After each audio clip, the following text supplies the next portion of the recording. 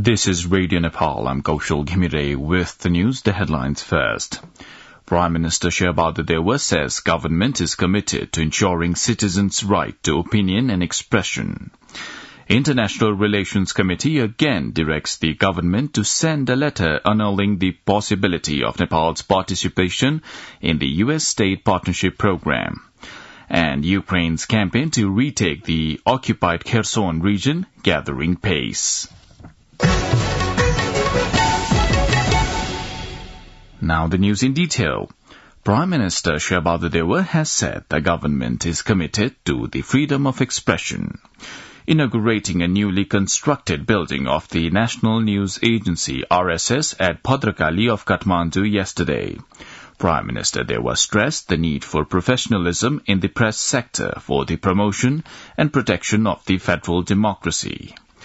The Prime Minister urged the National News Agency to explore its full potential and utilize its strength in order to materialize the people's right to information. Also addressing the inaugural ceremony of the National News Agency's new building, Minister for Communication and Information Technology, Gyanendra Bahadur Karki, urged the media sector to maintain professionalism. The Communication Minister said the government had aimed at establishing Nepal as an exemplary nation in South Asia in protection of press freedom. Likewise, National News Agency Chairperson Dharmendra Jha vowed to develop the news agency as a competitive international media outlet. The International Relations Committee of the House of Representatives has again directed the government to send a letter annulling the possibility of Nepal's participation in the U.S. State Partnership Program. In the meeting of the committee held at Singh Durbar yesterday, most of the lawmakers voiced their concern regarding the delay in sending letter to the United States regarding Nepal's non-participation in the SPP. Responding to the voice of the lawmakers, committee chair Pavitra Nirola Kharel directed the Defense Ministry to send a letter to the United States regarding the State Partnership Program SPP and provide a copy of the letter to the committee. The committee has also asked the Defense Ministry to provide a copy of all the documents connected to the SPP to the committee. Committee Chair Kharel further said that the committee had called Prime Minister Dewa twice before, but he was not available, but now the committee decided to call him again to clarify matters regarding the SPP. The Ministry of Home Affairs has asked people not to go abroad on visit visas, being allured for foreign employment. Issuing a notice yesterday, the Home Ministry urged people to adopt caution as there had been frequent complaints of people being swindled while going abroad for employment on visit visas. The ministry has reminded people to go on foreign employment only after receiving labour permit fulfilling the due process. The Home Ministry has also asked the local government to initiate the process of informing and facilitating people seeking foreign employment opportunities. The ministry has also warned people that the government would not be able to rescue them and provide other facilities, including insurances, if they face problems after reaching abroad illegally.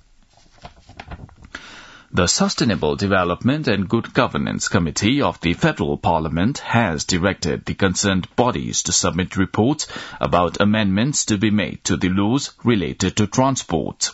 The meeting of the committee held on the matter of vehicles kept under the control of the Traffic Police Office made such directive.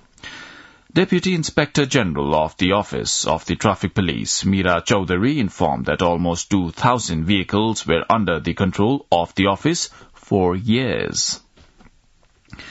The Secretary at the Ministry of Water Resources of Bangladesh, Kabir bin Anwar, paid a courtesy call on the Minister for Energy, Water Resources and Irrigation, Pampa Bhusal, yesterday.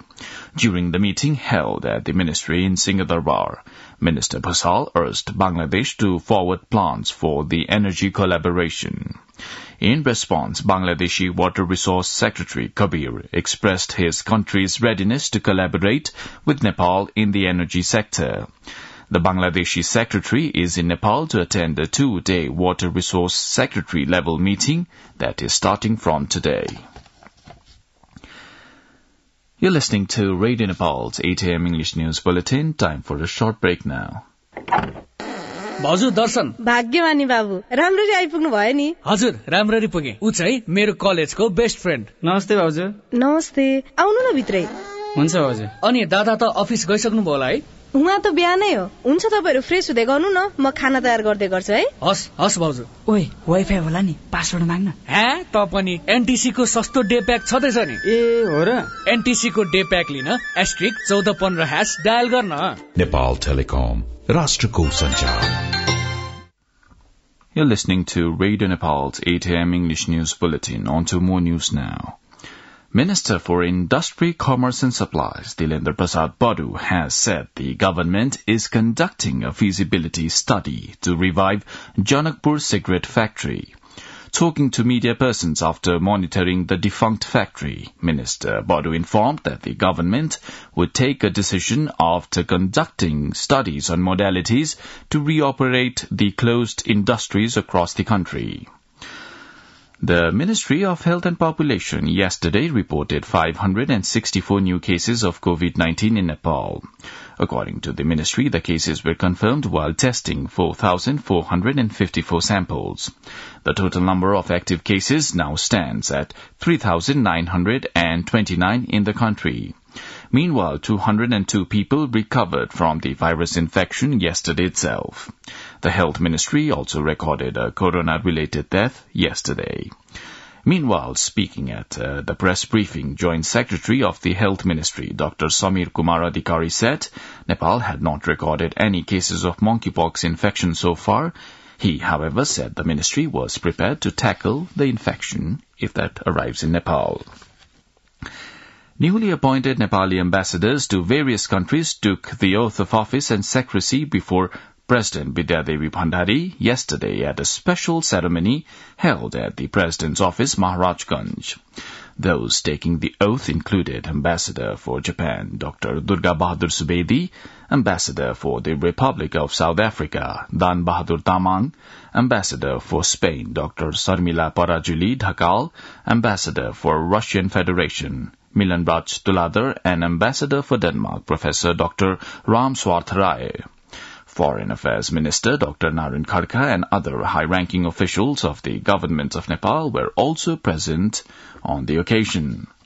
The National Examination Board yesterday announced the results of the Secondary Education Examination SEE. The member secretary of the Examination Board, Durga Prasad Ariel, said 9,633 examinees passed in the highest category with grades between 3.6 to 4 GPA. A total of 495,751 examinees had taken the Secondary Education Examination SEE. You're listening to Radio Nepal's 8 a.m. English News Bulletin. On to some international updates now. Ukraine's campaign to retake the occupied Kherson region is gathering pace, according to the Western military sources. A key bridge into the city of Kherson was forced to shut after being damaged by long-range Ukrainian rockets originally supplied by the United States. It means thousands of Russian troops are now in danger of being cut off from the rest of the occupied territory. Strategically located west of the Dnipro River, the city was the first in the war to fall to Russian forces. Ukrainian forces fired at Kherson's Antonivsky Bridge using a HIMARS artillery rocket system on Tuesday, which, according to Western military sources, left the crossing completely unusable. Only a pockmarked wreck remains of the half-mile-long bridge, one of the two key routes spanning the Dnipro River, which have both now been hit. Meanwhile, Russian forces are undertaking a massive redeployment of troops to Ukraine's occupied Kherson and partially occupied Zaporizhia regions in what appears to be a change of tactics by Moscow. The Russian-installed leader of the so-called Donetsk People's Republic, Denis Pushilin, wants Moscow to conquer more cities across Ukraine, including Kiev, Cherniv, Odessa, and Kharkiv. Now, the general weather forecast for the country for today. According to the Meteorological Forecasting Division, the weather will be partly to generally cloudy throughout the country. There are also chances of light to moderate rain with thunder and lightning in some places of the country. Well, that's all the news we have for this bulletin, but before wrapping up, let's have a reminder of the headlines once again. Prime Minister Shabadu Dewa says government is committed to ensuring citizens' right to opinion and expression. International Relations Committee again directs the government to send a letter annulling the possibility of Nepal's participation in the U.S. State Partnership Program. And Ukraine's campaign to retake the occupied Kherson region gathering pace. Well, that's all the news we have for this bulletin. Our next bulletin in English will be at 2 in the afternoon.